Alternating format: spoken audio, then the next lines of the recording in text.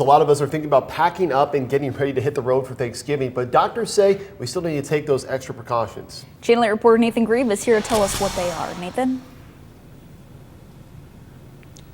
A big takeaway here is that doctors aren't saying that you can't enjoy your family and friends' company during the holidays, but there are, as you said, some extra steps that you can take.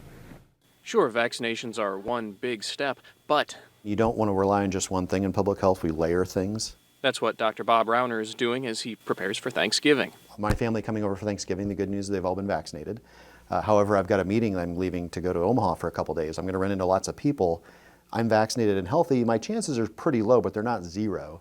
So I'll probably get a rapid test, and before people show up, test myself just as an added precaution so that I don't, infect, say, my mom or my dad. That busy meeting creates the same opportunities for spreading COVID as, say, going through that holiday traffic at the airport. But I'm going to do another layer, too. I'll probably wear the masks during crowded things at this meeting in Omaha. And circling back around to testing, that's a good idea, but you do have to go about it the right way. Someone says, I was infected yesterday, I want to get my test today. Well, it'd be worthless today because the incubation phase hasn't had long enough.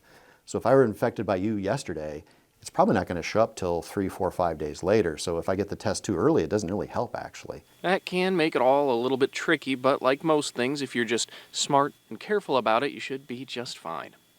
Now, with those self-tests, where do you get them? Because you could think about going to your pharmacy. However, the pharmacy that I spoke with, they say that they've had a lot of trouble actually sourcing those, and they don't know of anybody who has gotten them. So it may be worth following up with your pharmacy of choice. Otherwise, you might be in for a little bit of a hunt. Now, we did touch very briefly on vaccinations being part of this whole process. In a little bit, we're going to talk specifically about how those vaccinations for kids fit into everything.